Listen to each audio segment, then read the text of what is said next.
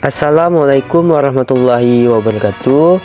Perkenalkan, nama saya Willy Murzaki. Saya salah satu mahasiswa IAIN Pontianak, Prodi Bimbingan Konseling Islam semester 4B, NIM 12006043, Fakultas Usuluddin Adab dan Dakwah. Nah, kali ini saya akan membawakan konseling kreatif, yaitu menggunakan media pulpen dan tip-ek. Filosofi pena atau pulpen. Pena atau pulpen adalah alat tulis yang tidak bisa dipisahkan dari kehidupan manusia. Ia selalu bisa tergores di mana saja, membentuk barisan alfabet, simbol, angka, huruf, maupun coretan yang tidak terbaca. Di mana pena berada, ia akan memberikan sesuatu ilmu, pelajaran baru, sehingga bisa memberi pengaruh di sekitarnya. Adapun filosofi tip-ek. Makna filosofi kata tip-ek terinspirasi dari penggunaan penghapus ballpoint yang sering digunakan dalam sehari-hari.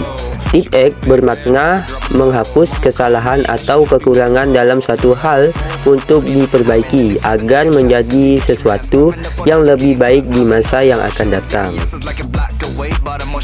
Berikut konseling kreatif menggunakan media pulpen dan tip-ek ini. Adapun hubungan pulpen dan tip-ek dalam konseling kreatif ini yaitu ketika konseli yang mempunyai kesulitan untuk menyelesaikan masalahnya sehingga bingung untuk menyelesaikan dari mana, maka konselor bisa menggambarkan konseli adalah sebuah pulpen di mana pulpen tersebut merupakan dirinya dan tinta pulpen adalah cerita hidupnya dan masalah yang sedang dialaminya, di mana di setiap kalimat yang ditulis pasti ada kesalahan huruf dan maknanya, apalagi tidak sesuai dengan gaya penulisan yang kita inginkan. Begitu juga dengan kehidupan yang dialami dengan konseli dan permasalahan yang dialaminya, karena dalam kehidupan pasti kita pernah melakukan kesalahan dan banyak kesulitan yang kita alami, dan tidak semua yang kita inginkan sesuai dengan yang dibayangkan. Jadi di sini konselor bisa meminta konseli untuk menuliskan permasalahan yang dialaminya di sebuah kertas. Misalnya, konseli mengalami permasalahan seperti hubungan percintaan, sedih, pertemanan, atau depresi. Jadi setelah konseli menuliskan permasalahan yang dialaminya, maka dipahami masalah yang sulit untuk diselesaikan. Ketika ketemu, konselor membantu konseli untuk menyelesaikan masalahnya dengan pelan-pelan, sehingga mencoba dihapus dan memulai hal-hal yang baru. Begitu juga dengan tip-ek, di mana ketika menemukan kata-kata yang salah, tidak sesuai yang kita inginkan, maka kita hapus menggunakan tip-ek tersebut dan mengganti kata-kata yang baru.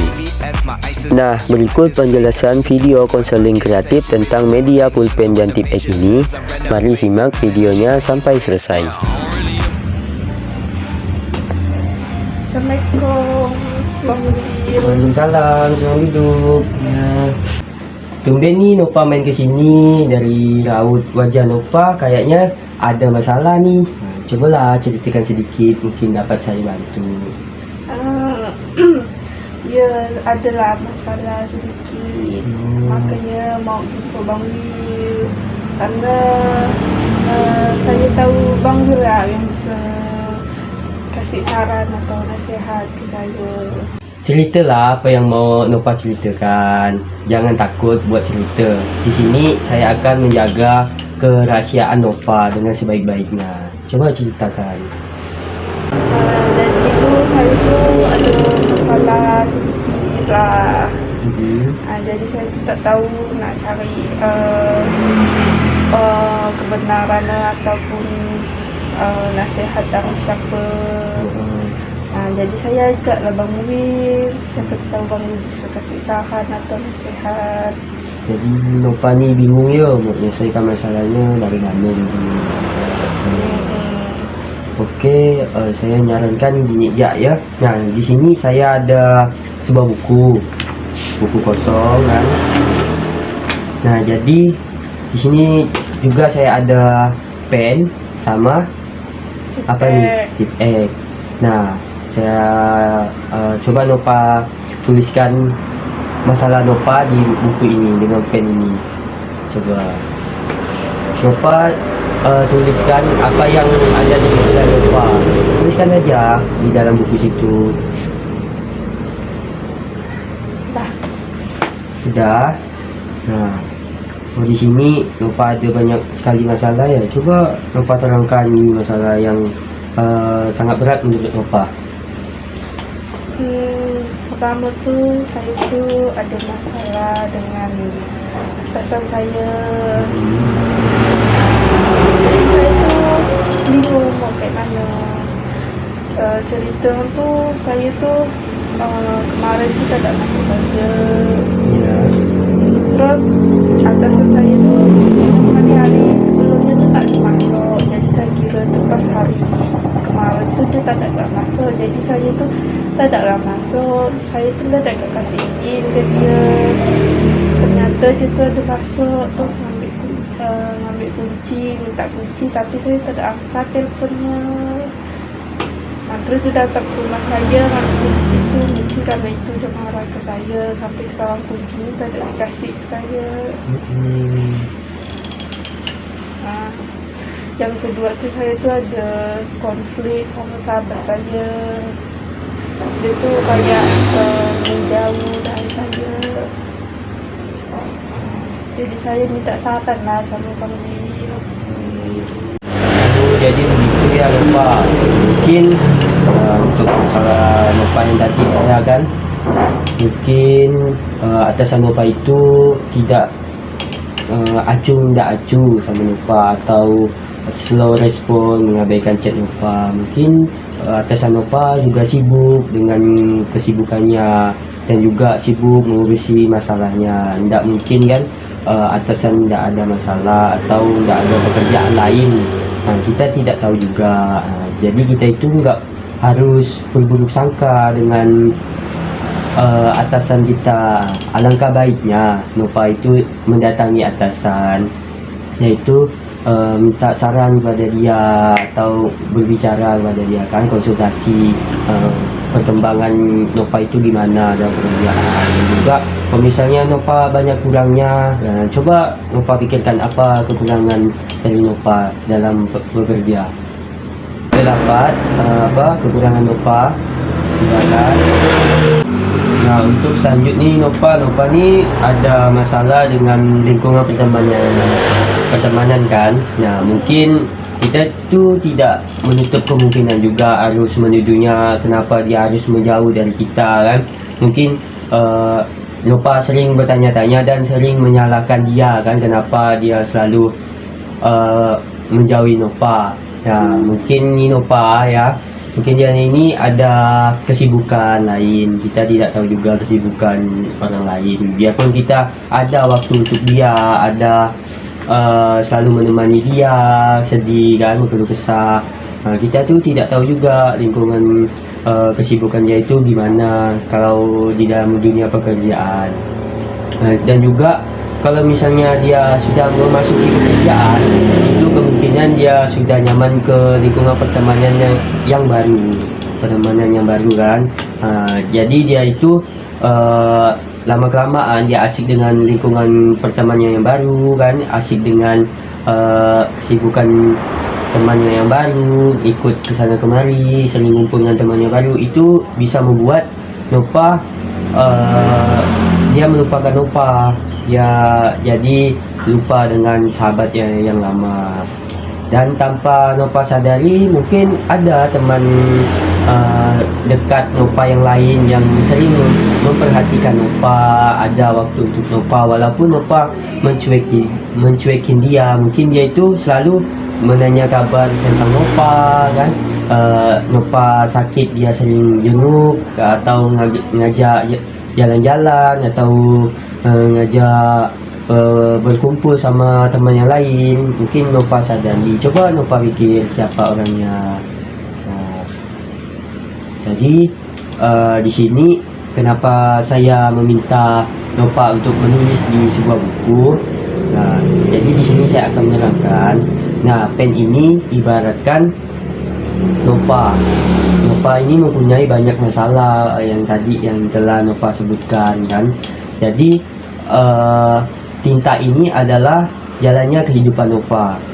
Nah, kalau kita sering berjalannya ikut alur waktu, kan banyak tuh masalah yang Nova hadapi. Begitu juga dengan pen ini. Kalau kita tulis di kertas, tidak menutup kemungkinan sebuah kata-kata itu atau sebuah huruf itu harus sesuai yang apa yang kita mau, harus indah, harus cantik. Pasti ada jelek buruknya. Jadi begitu juga dengan kehidupan Nova, permasalahan Nova yang Nova hadapi. Tidak menutup kemungkinan sebuah yang Nova jalani, kehidupan ini tidak harus sesuai yang Nova mau. Pasti ada negatif dan positifnya. Paham? Nah, untuk menghapusnya itu tip X. Nah, misalnya kita ini ada typo dalam penulisan, jadi kita menghapusnya dengan menggunakan tip X. Nah, tip X ini kalau di dalam kehidupan yaitu untuk menghapus kesalahan dan keburukan kita, mencari kesalahan dan keburukan kita. Jadi kita itu harus melihat ke depan, jangan melihat ke belakang. Apa yang Nova pikirkan sekarang tolong dihapus. Mungkin dari kata-kata saya Nova ada dapat sisi positifnya. Apa yang Nova dapatkan? Coba kemukakan. Dari saran yang bagus kasihlah ke saya, mungkin saya bisa pahami sedikit tentang kerja tu. Mungkin saya kurang teliti lagi dalam kerja, lebih sabar. Mungkin saya harus nanya ke atasan saya tu salah apa, kata-kata saya ataupun sikap saya ada salah ke dia. Kalau yang masalah teman tu mungkin saya sadar kalau teman tu tak selamanya ada untuk kita dan dia pun ada kesibukannya masing-masing. Nah, itulah yang bisa saya dapat dari nasihat tentang Bang Will. Nah, jadi ni Nova kan udah ketemu kesalahan dan kekurangan Nova. Nah, jadi apa yang Nova dapatkan dari penjelasan saya, ambil dari positifnya. Kan Nova ni udah dapat sisi positifnya kan. Nah, jadi kita itu sesuai dengan filosofi tip X ini, dari mana menghapus kesalahan dan kekurangan menjadi yang lebih baik untuk kedepannya. Nah, jadi untuk sekarang Nova itu tidak harus stay di titik itu terus. Jadi Nova itu harus melangkah untuk kedepan yang lebih baik. Nah, jadi untuk menghapusnya yaitu kita ambil dari positifnya, jangan ambil negatifnya. Jadi kita ganti yang dimana masalah Nova tadi susah Nova hadapi, itu Nova udah dapat sisi positifnya dari kekurangan dan kesalahan Nova. Jadi Nova itu harus mengubah dari kesalahan itu menjadi sisi positif bagi Nova dengan cara yaitu tadi filosofi tip X. Nah, ini kan kita udah ketemu nih semua masalah yang Nova catat di sini. Nah, itu kita hapus kan, ini kita hapus. Nah, itu kita ganti lagi dengan positif, nilai-nilai positif yang Nova dapat. Nah, jelas kan? Nah, jadi untuk sekarang Nova berubahlah jadi yang lebih baik dari sebelumnya. Saya rasa cukup sampai di sini. Mungkin Nova sudah dapat jawaban apa yang Nova inginkan kan selama ini. Nah, mungkin dapat saya akhiri. Jika misalnya Nova ada masalah lain selain masalah ini, datang lagi kepada saya akan mendengarkan Nova dengan sebaik-baiknya dan menjaga kerahasiaan Nova dengan sebaik-baiknya. Saya tutup. Nah, terima kasih untuk Nova. Saya akhiri. Wassalamualaikum warahmatullahi wabarakatuh. Keep on going till you hit the spot. Whoa, I'm a big bag hunter with the bow. She got a big bed, never drop it low. Mama called me and she happy with the grow. Never ever fall for a thotty, that's a nose.